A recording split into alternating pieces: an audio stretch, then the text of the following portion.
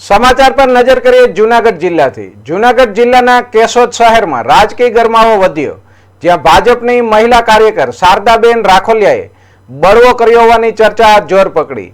વર્ષોથી ભારતીય જનતા પાર્ટીમાં સક્રિય રહી કાર્ય કરતા હોવા છતાં તેમને આ વખતે ટિકિટ આપવામાં આવી નથી, જેને લઈ અસંતોષ સામે આવ્યો।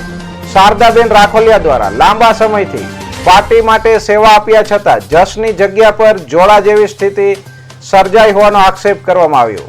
પરિસ્થિતિઓના પગલે તેમણે અંતે આમ આદમી પાર્ટીમાં જોડાઈ કેશોદ નગરપાલિકા વોર્ડ નંબર 1માં ઉમેદવારી ફોર્મ ભર્યું। શારદાબેન રાખોલિયાએ અત્યાર સુધીમાં 3000થી વધુ મહિલાઓને સંગઠિત કરી મજબૂત નેટવર્ક ઊભું કર્યું હોવાની ચર્ચા છે, છતાં તેમની કામગીરીને યોગ્ય માન્યતા ન મળતા આ નિર્ણય લેવામાં આવ્યો હોવાનું માનવામાં આવે છે।